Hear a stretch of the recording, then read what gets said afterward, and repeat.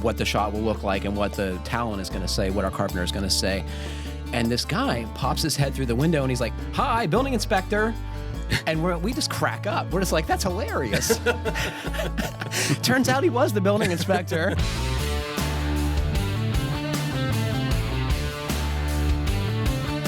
Welcome to the Fine Homebuilding Podcast, our weekly discussion of building, remodeling, and design topics aimed at anybody who cares deeply about the craft and science of working on houses. This is Senior Editor Patrick McComb.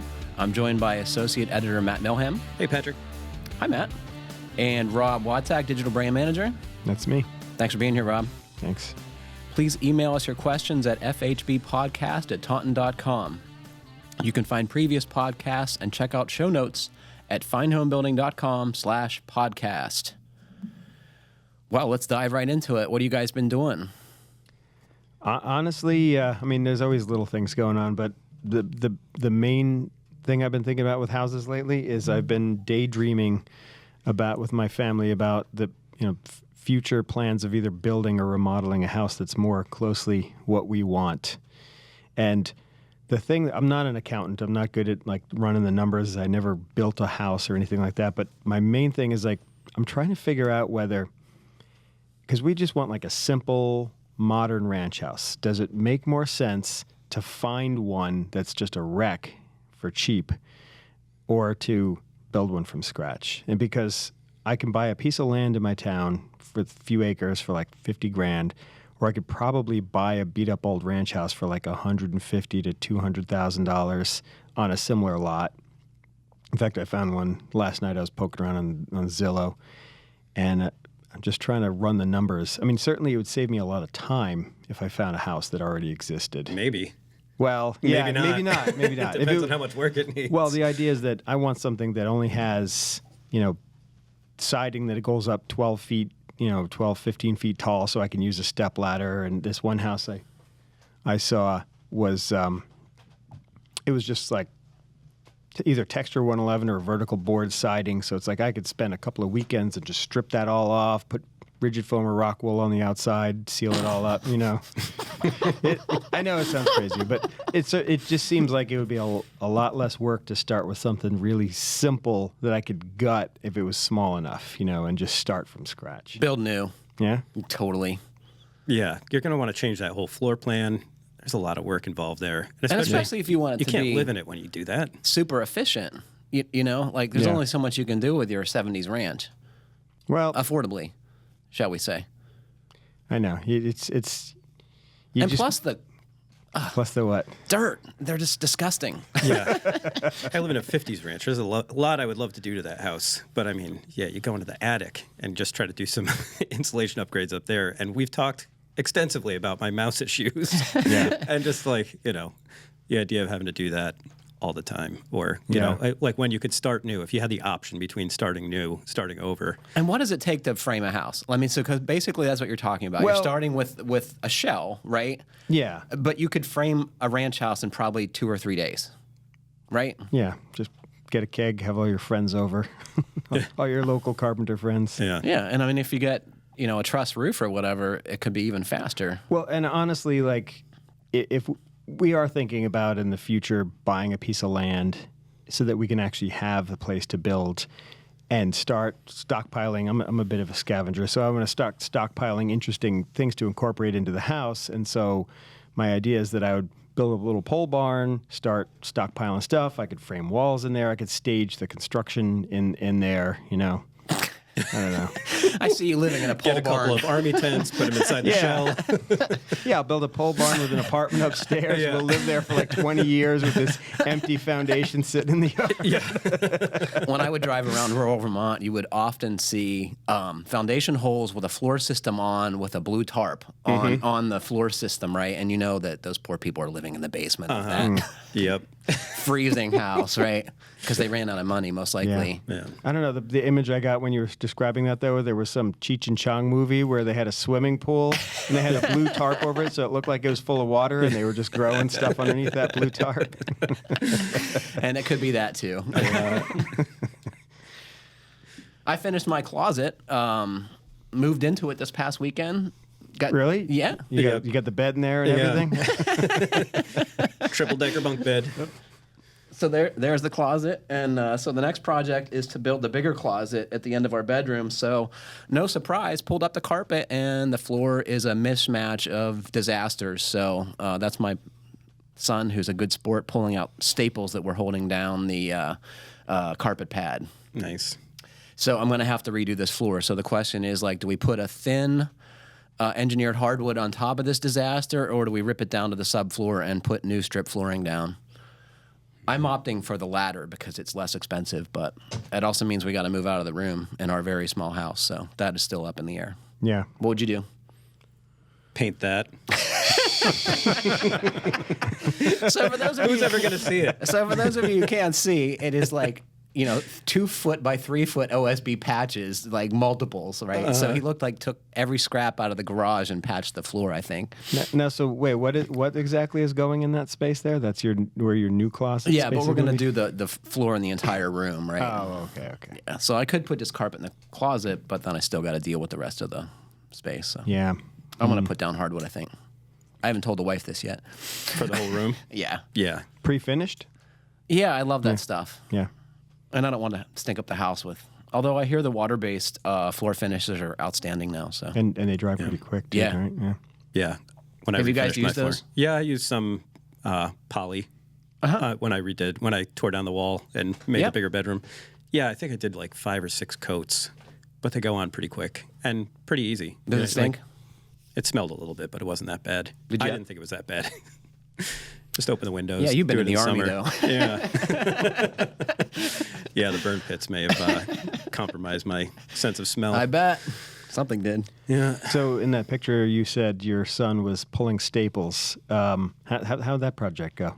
So I have a specialty tool for that. At a trade show one time, I was at the Aero Fasteners booth, the company that's made staple guns forever, and I picked up this little tool, and I was like, what is that? And he's like, it's a staple lifter.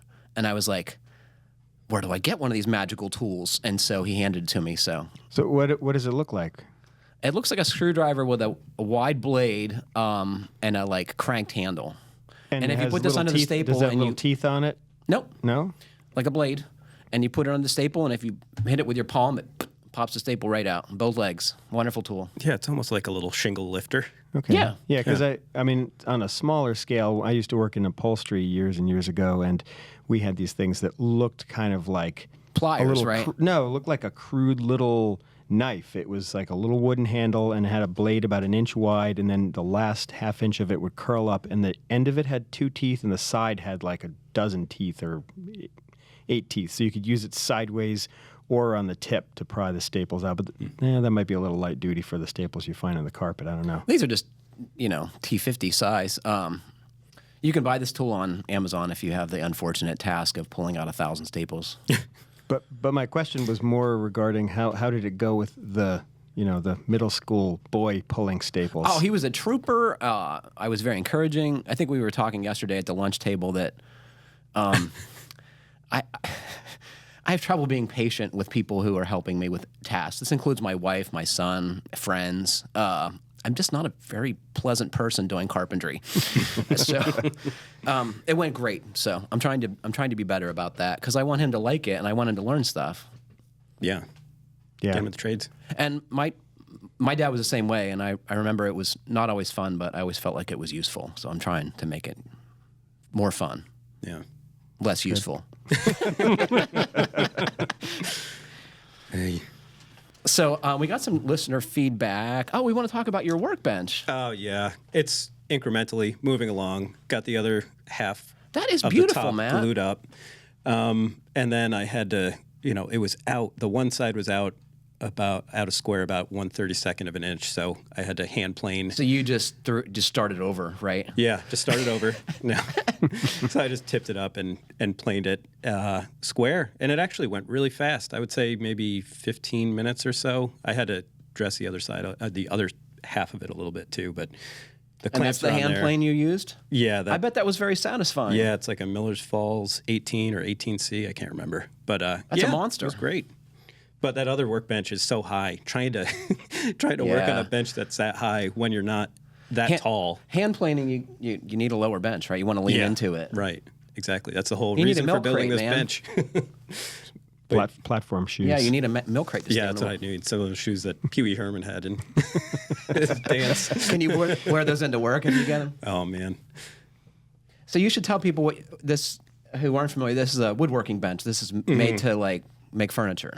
Yeah, make furniture or make little boxes, make whatever you want. But yeah, you can sort of. I think you need easily, a bigger bench if you want to make boxes. Yeah, easily.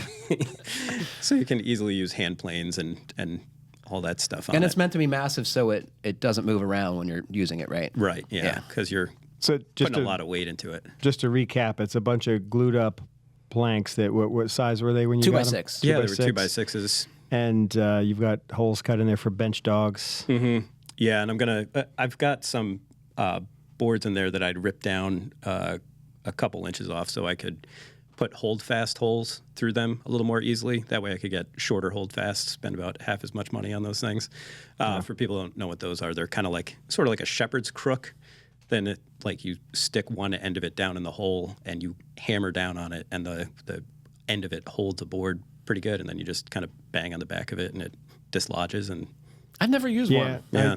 That's like an essential tool for blacksmithing too. I've got those for my anvil. It's just a rod with a hook on the end and a flat 90-degree portion, and just by the nature of you sticking it in the hole in the anvil and it pressing down on the anvil surface, when you tap on the curved part, it just tweaks it enough to put tension on it like a spring clamp. Cool. Yeah. So what do you hold down with a hold fast? Little pieces of wood. Okay. We got some feedback from some listeners that we'll share with you. This is from Doug. I just watched podcast 150, and this actually is addressed to me, so I should say that. Patrick, I just watched podcast 150 and found your reaction to straw bales interesting. Was I really harsh on straw bales? I know you don't like them. You get excited when you talk about Does things my face that turn are, red? I think most of the people who build them are owner builders. The appeal is the material cost. Well, of course, these people are willing to trade a lot of their time and energy for a home they can afford. My younger son built an Earthship for the same reason. It was weeks of very hard work, but the material cost was next to nothing. So those who don't know what an Earthship is, who wants to explain an Earthship? It's mostly just like a pile of recycled materials.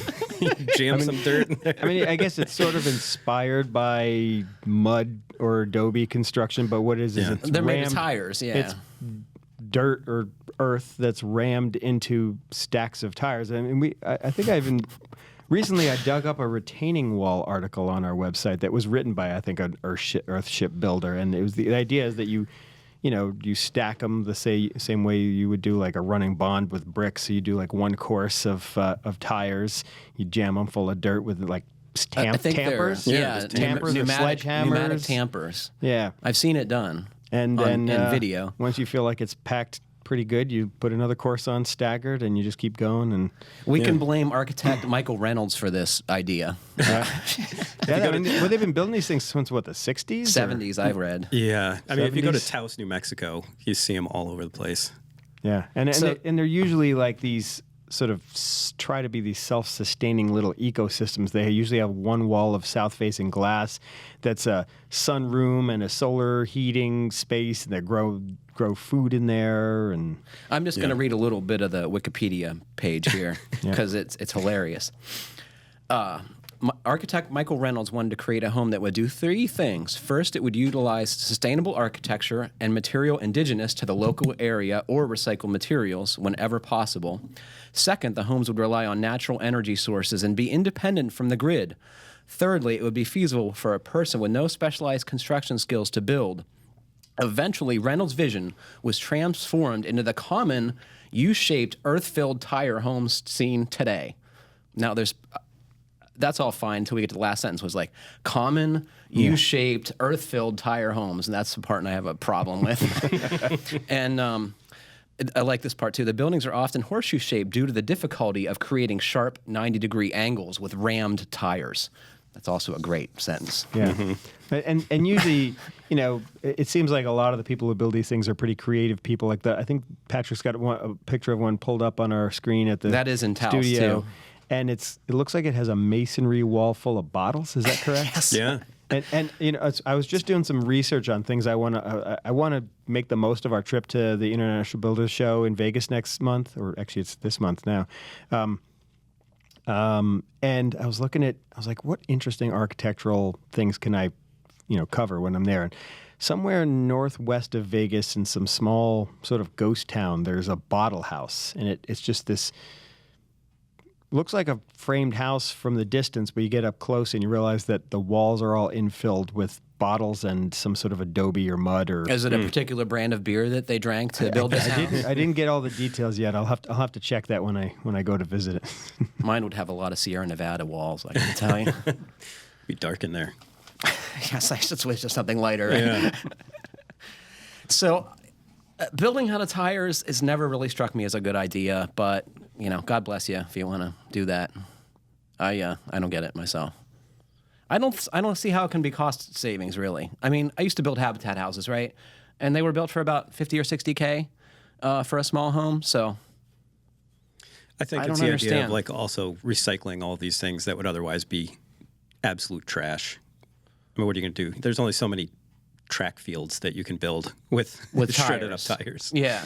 Yeah. And there's some evidence that like the playground tire chips and stuff are a problem. There's a lot of contaminants. Off-gassing and Yeah. So it Lead. makes you wonder though if you want to bury those things in the wall of your dwelling. Yeah, I don't think know. when that thing heats up, it would stink to high heaven like tires. Well, no, Have they're- you ever been in a tire shop? I mean, the thing is, It's they're horrible. usually covered in adobe or stucco, whatever. Some sort of they're encapsulated. Yeah, and and there are other smells in there that are that are masking everything else. So So I'm sorry for being jaded about the alternative architecture, but it's just like light wood frame construction makes a lot of freaking sense. It's redundant, it's inexpensive, it's resource efficient. Like, what's not to like? there's probably no trees in Taos. Yeah, you'd have to dig a hole. Yeah, Yep. a lot of dirt though. Okay. And now we hear from Dean. In episode 151, you discussed Kenneth's question about air quality in his tight building. It was his shop, you guys remember. One often sees recirculating filters like Jet, Rycon, and others in wood shops. These may be somewhat useful for removing particulates, but still recirculates stale air. In my shop, I installed an ERV with a high-efficiency pleated filter, and just because I'm an engineer, I added a manometer to monitor filter performance. Any power sanding is done with a HEPA filter shop vac connected to the tool. Annually, I remove the ERV element and wash it according to the instructions. If I have any particularly nasty atmosphere from finishes or other solvents, I can open the porthole and engage an exhaust fan. Yes, he has a real porthole in his shop window. That's awesome. Yeah, it's pretty sweet. And it's like through bolted in place. I love it. Yep. He's got like Yeah, shaker paneling on the walls. It's so nice. He cut a nice round flange for it to sit flush on the wall. That's great. But And it's got a little fan I back gotta there. I gotta say thank you to him because he's exactly the person I was hoping who would write in. Because I knew that somebody had to have solved this guy's problem because it's just a matter of controlling the dust and keeping the HRV or ERV clean. And I was skeptical that HRV because of the cost, but he writes later, I'm installing a similar system in a shop I'm building in northern Minnesota. Since the building will be heated but not air conditioned, I will be installing a less expensive HRV. HRVs by Fantech and others are available for under $700, maybe less if frost protection is not required. I hope my experience is helpful to your listeners. Well, it is, Dean. Thank you. We have great listeners, right? Yeah, Oh, this is a good question. got our backs. I love this question. We got to watch our answers on this one, right? Yeah. I'm not scared. In your opinion, are permits always necessary? As a homeowner, DIYer in Northern Ontario, I've gotten numerous permits over the years for sheds, decks, rebuilding a porch, interior stair handrail replacement, insulation, removing a load-bearing wall, rewiring rooms, and even new shingles. I actually enjoy the permit process, and I'm comforted by all the inspections to know that things are done correctly. So what's the problem? Taxes. Permits themselves are cheap, but the improvements done to the home increase the assessed value, which drives up annual taxes. In my current home, when I took out a wall and turned 2 small bedrooms into a large one with a walk-in closet, along with a partial bathroom reno, my yearly taxes went from $1,800 to $3,400. I'm now looking to finish my basement and install a bathroom, all from scratch. I want to do it all without a permit to save on taxes, but am nervous. If I hire a reputable licensed tradespeople for the important stuff, plumber, electrician, and concrete guy, is there really a risk? I'm thinking that the one-time added cost of the pros will be significantly cheaper than never-ending taxes, but I also want to be able to sleep at night. Would love to hear your thoughts. And if you could withhold my name, it would be appreciated. Thanks, Nervous Nelly. Yeah. Well, Thanks, Bill Stevens from Ontario, Canada. No, so before we get into the legality and the risks involved, Have you done it? Have I ever done any work without a permit? Perhaps. I lived in an apartment that my landlord was this kind of eccentric artistic guy in this 300-year-old house, and he built an apartment onto the house, and that's where my wife and I lived when we first got married. And he needed to refinance the house, and there was an entire wing of the house that didn't exist, on the previous documents, the town documents. So when they went, and I was actually really impressed with how little effort it was for him to make it legal. Make it of complying. course, there were some fines that he had to pay, but they didn't seem exorbitant. I don't know what they were. I tried to do a little research before the podcast today to see what kind of fines there are. I mean, really, you just have to talk to your local municipality. I looked it up You for did? Ontario. You want to hear this? Yeah. Oh, good. An individual who is charged and found guilty of an offense under the Building Code Act 1992, such as building without a permit, can be fined up to $50,000 for a first offense. Wow. And up to $100,000 for subsequent offenses. Wow, there. Okay. That's a risk. Yeah. Is Well, it worth it for to have a urinal in your basement? Yeah, I mean, so the thing is, what you're talking about, the reason they have such high fines is because it's essentially tax evasion if you have a house Well, that's it's also a life safety issue, right? Well, sure.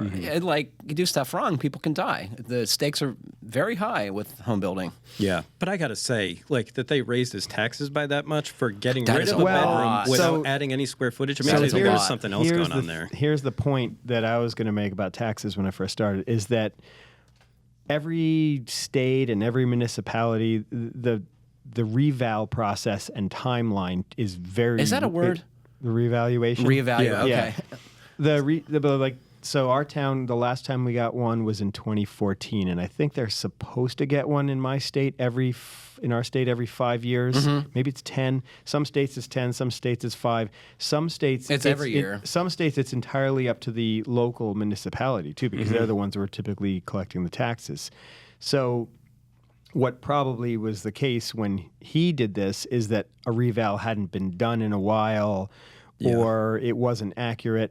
But the flip side of that is, and I know this because my dad was a tax assessor for most of my life, is that Did you can guys get go- your house egged and stuff? No, he was a tax assessor in a different smart. in a different county. Sorry to interrupt. But no, so is that savvy people know that there are programs to reduce your taxes, but that also you can dispute those the valuation they put on your house, just like you can dispute an appraisal when you're getting a real estate transaction. And I think you're more likely to be able to get a tax dispute resolved than you are even a real estate one, because those seem to be sort of set in stone. But so the thing is, what probably happened is that I can't imagine the small amount of work he's talking about would have doubled his taxes. It's probably more likely that his house hadn't been revaled in a while. That was my thought too. Yeah.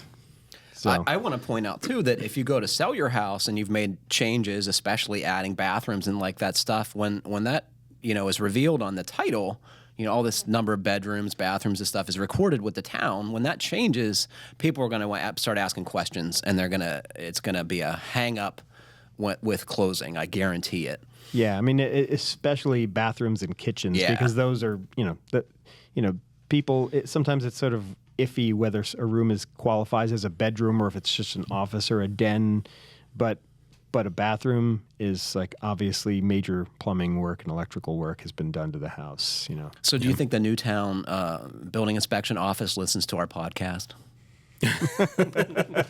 Because I was going to come clean that I'm actually doing my closet without a permit. Yeah.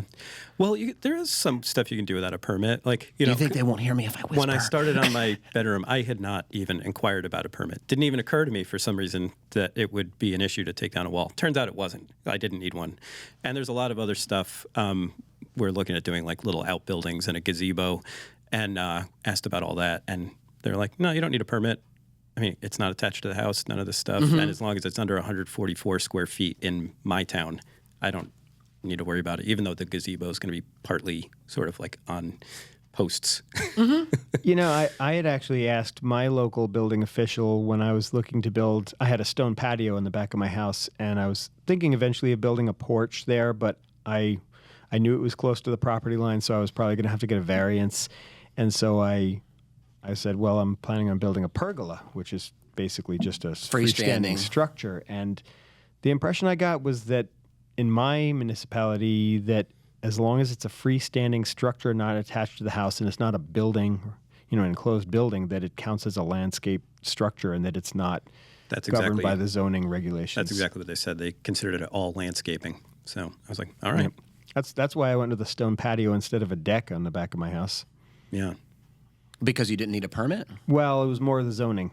The setbacks. So that's a whole other thing that comes into some of this stuff. Is that like you can't get a permit sometimes. Yeah. If you want to add a bathroom, you have to have either the right amount of right lot size or a septic system that can handle, that's rated for the number of bathrooms. So you know that's there certainly are a lot of, other than just being legal and you know not avoiding taxes, there safety. I mean, like you said, Patrick, it's like, you know, you don't want to be overloading your septic system. You don't want to be building things that are structurally unsound.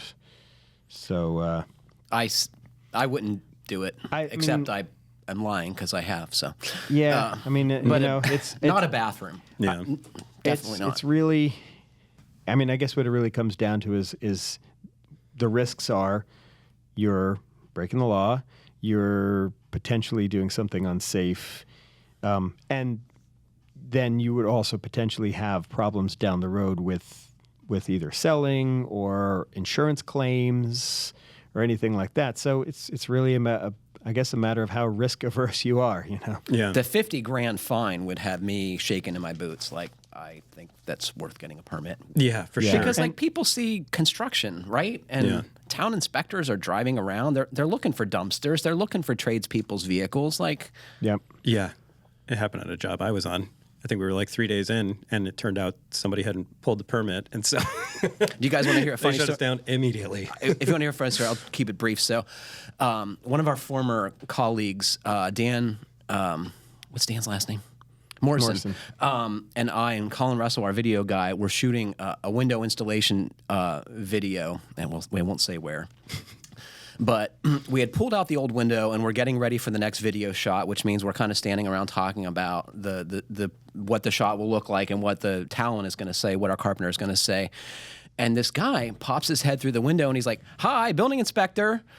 And we just crack up. We're just like, that's hilarious. Turns out he was the building inspector, and no one had pulled a permit for this window replacement job, and he drove by and stopped in and stuck his head in the window. And he was, I think, so scared or embarrassed, he just left. But then, so then Dan Morrison had to go down to the town office and get the permit squared away, which we did end up doing. But so that stuff happens. Yeah. Well, I was working for a local guy in my town recently who had previously been in the remodeling industry, and somebody he knew by total chance had done a major remodel for one of his former clients' houses. And the guy, he wasn't a bad guy, but he was just really disorganized and over-promised stuff and kind of disappeared for a while. And so this former client of my boss asked him to kind of come in and try to wrap some things up. And he went down to the building department and found out that of this full house renovation with wiring and plumbing, everything, no permits whatsoever. Oh, man. And all the drywall was up, so all the plumbing and wiring was buried in the walls. Oh, man. What did they make him do? And I I wasn't working for the guy any longer by the time that he actually went down to fix it up, to deal with it. But he was talking to the inspector, and he's like, every single day, something like this comes across my desk. Sure. So, I think people avoid the permits. I can at least speak for myself due to the inconvenience of going to the town offices during the work week. It's kind of a hassle. And yeah, I mean, because actually for me, the cost of the permit isn't really a deterrent. It's more a matter of like, as a DIYer on my own home, it's like the scheduling is so tight sometimes, or you want to stretch something out in little bits and pieces over a long period of time, and then you got to... And do it in a weird order, you know, like, because you have to when you're working on stuff by yourself. Yeah. Especially the house you're living in. So, hope that was helpful. All right. Nervous Nelly. This is from Ben from Sioux Falls, South Dakota. Gentlemen, I'm a longtime listener of the FHB podcast and an avid reader.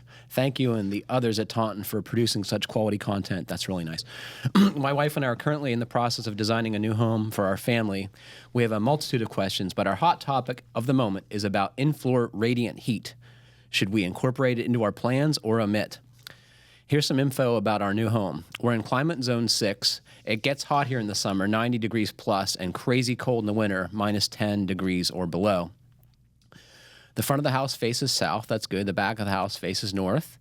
We're still working on basement layout and exterior appearance. The basement foundation footprint is approximately 2,300 square feet. That's a pretty big home, huh? We will likely have traditional forced central air heating and cooling. We've considered mini splits, but most HVAC contractors in this area are unfamiliar with this technology, and this size of a home would require multiple units, which I've been told would cost more than a traditional system. When the basement is finished, the majority of the floor will be carpet, less the mechanical room, bathroom areas near the basement stair, and mini lower level garage. So, in your opinion, is it worth it to install in-floor slab radiant heat? If so, can you suggest any recommendations for a heat source? We've seen and heard from various contractors and other homeowners that some use a boiler, others use a water heater, others use a tankless water heater. So I emailed Ben and asked him if natural gas is available in his area, and it is. And he says he'll be using that for the water heater. And they also want us to know that they intend to live in the house for 20 years or longer, so we're willing to invest in some things that will hopefully yield us some benefits that many short-term homeowners may not fully capitalize on. Mm-hmm. Who wants to go first? No, don't do it. I agree. Well, so I was poking around on greenbuildingadvisor.com, and there was a forum post that they turned into one of their Q&A articles. And, there was a lot of back and forth about it, about whether it was worth it. I mean, whether it would be overkill or whether it would overheat the house, better invest in the insulation.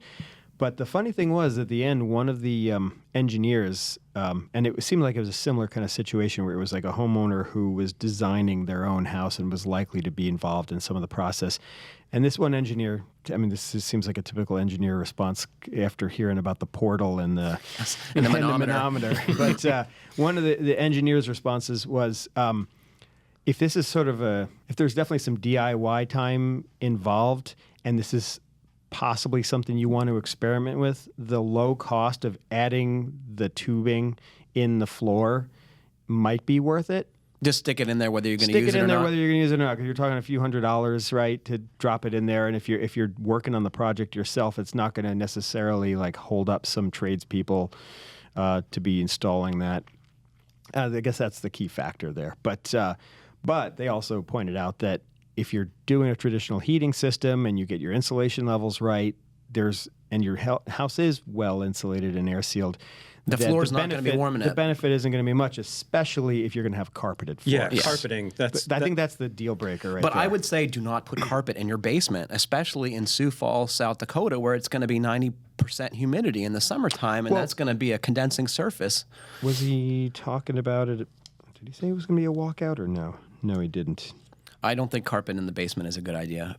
No, but it's definitely not really a great idea with in-floor radiant heating. Because it's insulating from Yeah, it's insulating because they call it in-floor radiant, but it's really heating in all three different ways. You've got conduction, convection, and radiation going on all at the same time with these floors. So, yeah, and you're going to really impede its ability to do any heating if you put carpet on top of that. Yeah, I mean, I think one of the main reasons why people put radiant heat in a floor is to have the floor feel not cold to them, and to have, that, especially if you're well, basically, so your floor feels comfortable to walk on, and doing that with carpet is probably just as good as doing it with the radiant. Just do carpet, especially if you're already spending the money on these other systems and you're thinking about doing this down the road. Don't do carpet. In the basement. Yeah, In the don't basement. do carpet in the basement. Yeah.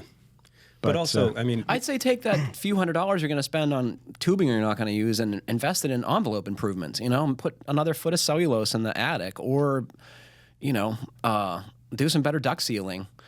I would opt to spend more on the, conventional heat pump or gas furnace with central air system, and buy better quality stuff that's quieter and modulates, Yeah, I mean, I think even with, solar PV as cheap as it is now and the heating systems as efficient as they are now, I think the consensus among building science experts is still that invest in your envelope first, and then stuff never wears out. Your mechanical systems will then not need to work as hard or be as expensive. And your floor will be warm anyway, right? Yeah. If your house is warm, your floor is going to be the same temperature. Yeah, I mean, they did say, though, that if you have concrete or tile floors, even in a warm house, they can feel cold. So in that case, radiant heat, not to heat the space, but just to temper the floor heat, is not a bad idea. So if you do expect to have tile or other hard, cold surfaces, and you're doing this yourself, the investment of putting that tubing in there might not be bad. But in the carpeted spaces, I wouldn't even think about it. Yeah, and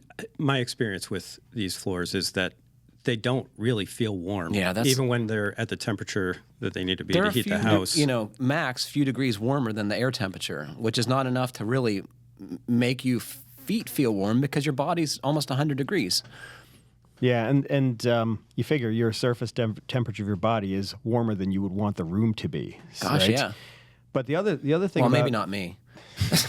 The other thing about radiant heat is just the complexity of it. I mean, it takes a really talented person to get the layout and valving and thermostats correct. I mean, I remember some houses I knew that were older houses where they did retrofits, and because of the differential from room to room, they had temperature sensors everywhere. They were adjusting all these parameters constantly to get it to where one room wasn't overheating and one room wasn't still cold. So it seems like if he's starting from scratch, that maybe the complexity of a radiant system isn't. And I'm going to say what I hear and read all the time is start with a good manual J calculation. That's going to tell you how much heat you need, and get someone whose only job is to do that, an engineer or somebody who specializes in that, because if you rely on your HVAC contractor to do it, he's going to oversize your equipment typically by at least twice what you need. And oftentimes it's even multiples of what you really need. And it's got to be somebody who's familiar with, my assumption is you're going to build a good house, you're going to use good windows, and all those outside the norm construction practices that are going to make your house more comfortable are going to reduce the heating load. And those majority of HVAC professionals are not going to know how to deal with a low load house. Yeah, I've even noticed that some of the HVAC guys who have embraced some of the newer, more efficient technologies, like there's the modulating, units and the mini splits, and that still they're sort of relying on the efficiency of these machines, and they're not like you said, go to an engineer or some other building science specialist to do the heat load calculations on the house. Yeah, and then follow them and make sure your contractor doesn't sneak in a furnace with another 50,000 BTUs capacity because they're worried you're going to call them later in the winter and say your house is cold. Just put on a sweater. Just fill the holes is what I say. Yeah. How do we do? I guess we'll find out. Yeah, as with any of these questions, we're always glad to get feedback from people who have had experience with similar situations. So please keep those emails coming. This is Tim from Edinburgh, Virginia. Greetings, FH team. I have a vented crawl space that I want to insulate and make part of the heated and air-conditioned space in my house. The crawl space is concrete block with a concrete floor. Basically, it's the same construction as the house basement, but is only a 4-foot high crawl space. I'm not sure why it was built this way, but I'm sure the previous owner had a reason. I know. It was cheaper.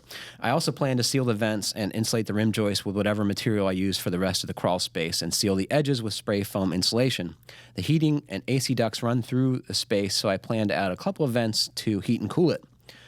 My options, based on what I've read, are 2-inch extruded polystyrene covered with a layer of drywall, 2-inch polycyanurate, and rock wool rigid boards. The rock wool option looks better if I can get the quantity that I need. I'm sure there is something I've overlooked or perhaps a better approach. Hence the reason I'm asking the team of experts. Who else did he write, you figure? No idea. I don't know. Anyway, GBA. I would appreciate any guidance or helpful hints that you can send my way. Thanks in advance for your assistance. So, sealing up the crawl space, great idea, especially in that hot, humid place, right? Yeah. Especially since there's heating and air conditioning in there. Yeah. And a vented crawl space. That's bad. Yeah. It's my favorite building detail. Oh, man, that's so bad. Send all that stuff right outside. Yeah, just cool that stuff right off before it gets in the house. Well, I mean, or heat it up. the crazy thing is that it's still code. Common. It's still code in places, or has that been removed from the code? The whole vented crawl space thing. Oh no, it's allowed, and I think if you have heating and air conditioning ducts, which everyone acknowledges is a bad idea, they have to be insulated. But my guess is these are not.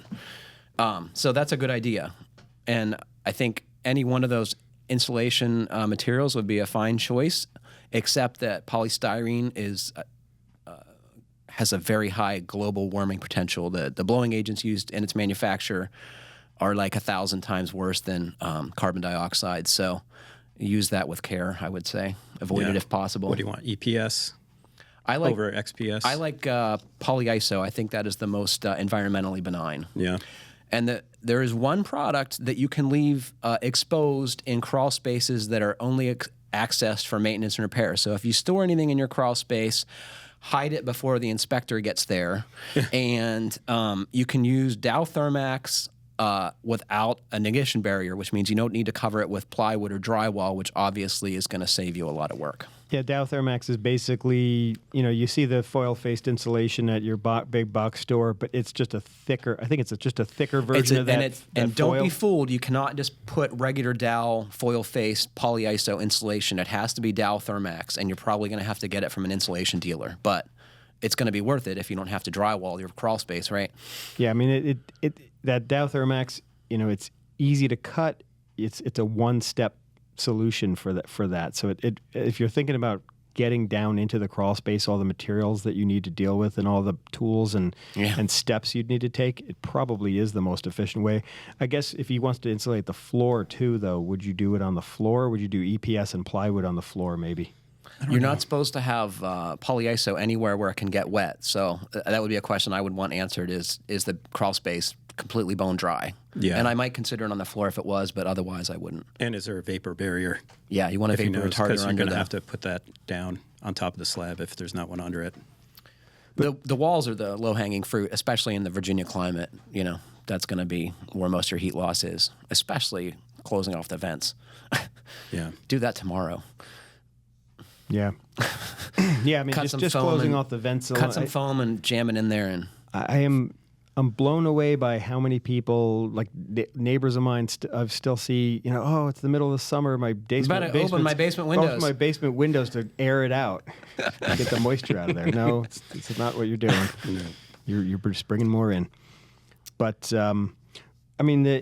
he was talking about putting drywall up in there because he realized that he needed to have ignition barrier. And that almost sounds like a miniature version of that article that I think Andy Engel did a bunch of years back, where it was like the mold-free basement, where he basically just put 1 inch of EPS, expanded polystyrene, on the white polystyrene on the floor, and 2 inches on the wall, and framed it on the wall with drywall and put 2 layers of plywood over it on the floor. I think we were talking about this as a finished basement option, but I mean, it seems like overkill for the crawl space. For a crawl space, yeah. Just keep the air out. This is from Manish. I hope I'm saying your name right, Manish. From Midland Park, New Jersey. Hello, FHB podcast. I'm a regular listener to your podcast and congratulate you on the fine job you guys do. It's very practical and informative. I don't know who he's talking about. I have a question on my hydronic heating system. We have an addition put up about 2 or 3 years ago, and we added an extra zone to the baseboard heating system. This zone consists of a toe kick heater installed in parallel with 1/2 inch pipes to the zone's 3/4 inch baseboard pipe.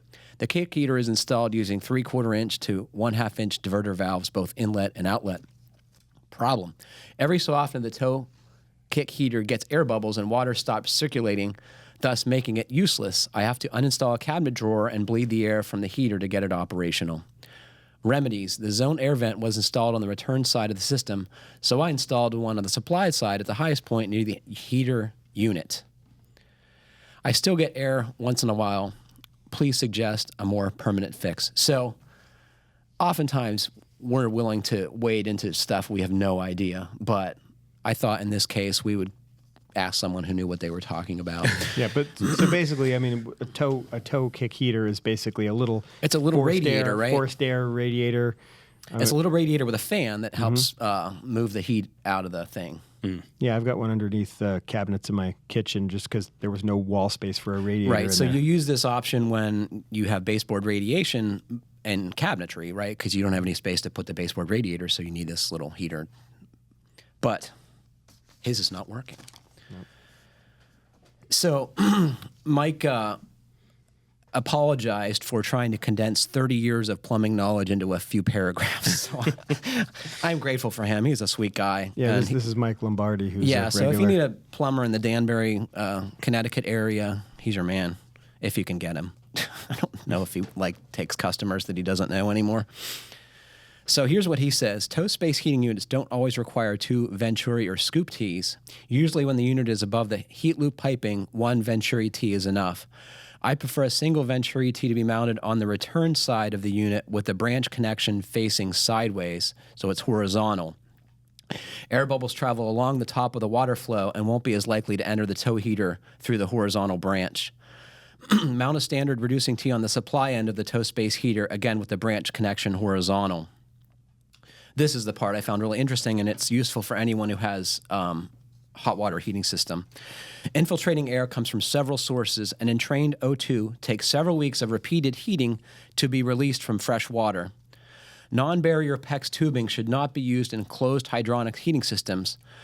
O2 can pass through the non-barrier PEX and cause flow problems and worse, continuous and rapid corrosion of all ferrous heating system components.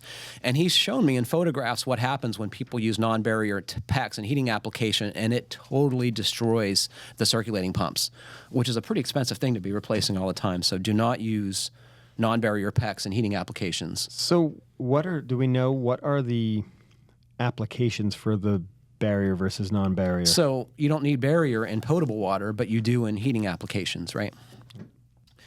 He also adds, circulator location is important. Circulating pumps mounted on the system return piping, pumping toward the expansion tank, even through the boiler, will create a pressure drop while running and can cause the fill valve to add water, especially if the valve is located behind the circulator. Fresh water equals oxygen, right? Because new oxygen is in water. Yep. The boiler automatic fill valve should always be connected at the expansion tank. Circulator pressure drop can also cause automatic vents to open in reverse and suck air into the system. Circulators work best on the supply piping pumping away from the expansion tank. So you're supposed to put it on the supply side, heated water side of the boiler. Mm-hmm. Standard 2-chamber air scoops that mount on the supply piping above the boiler are often installed incorrectly. They work best when located 18 inches or more from the transition elbow from vertical to horizontal. Do you guys know what that means? So it's supposed to be 18 inches above where the pipes turn from horizontal coming out of the boiler to going up. Mm-hmm. This distance gives any O2 a chance to escape turbulence and rise to the top of the flow, where it can burp at the automatic vent. Some tips for air elimination and improving flow: purge with pressure at above or 20 psi. Raise the boiler temp to 200 degrees or higher when purging. Higher temps reduce the size of air pockets and bubbles. Smaller bubbles equal better flow. It can help to add a shot glass or so of Dawn dish detergent to your system after the initial purge. It will have a positive effect on the boiler fluid surface tension, and it will improve flow. Wow. You're not kidding. That is awesome, right? Oh, my gosh. I mean, sounds like he should be a plumbing professor more than a plumber. Yeah. You know, we are blessed to work with some really smart people, right? Not just smart, but like that is knowledge gained through years and years of experience, right? He has seen everything go wrong, so he knows what not to do.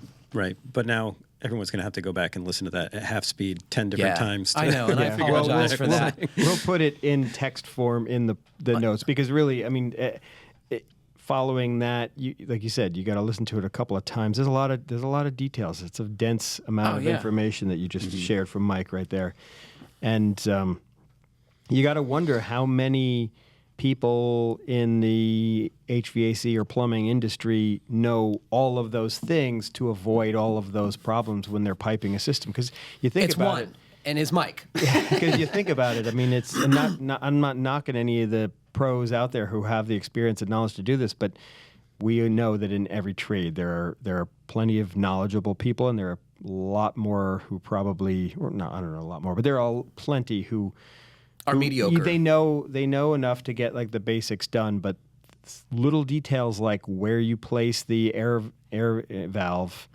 you know, or you know, and it can make all the difference in how the thing performs. I'm always in awe of his knowledge. And when I emailed this question to him, he emailed back and said, "Oh, this is going to take a while." And he attached a photo. I think I showed this to you, Rob. And it was a photo outdoors with snow on the ground, and it was like the arm of the backhoe, the dipper, dipping into a completely water-filled trench. Yeah, he was trying to dig a hole that looked like it was as big as a couple of bathtubs, and it was full to the top with muddy water. I think it was the supply line running from the street to the house that you own, and when they fail, like there's no one to shut off the water, so you know you're digging in a pit of water. It looked like hell. In the snow. Yeah, it was a cold day. At least it's not the sewer side. Right. But then you call Rob's buddy. Yeah. Yep. But yeah, back to what you were saying at the beginning of that is that that's really one of the main reasons why I love working here is that we are constantly working with the best of the best people in the country in every trade possible in home building, and it's just so inspirational to. What surprises me, you know, knowing the people that we know and the people we meet, like there's this expectation amongst many in the general population that people in construction are dumb or people in the trades are dumb. And that is just not true. There is so much to know, and stuff changes all the time. And people's lives are at stake. It's not like you're an investment banker, right? Yeah. Right. Like people die in buildings. Yeah. Yeah. I don't think anyone died because their investment account, you know, lost a few percentage points. Bernie Madoff. Well, maybe not directly, but yeah.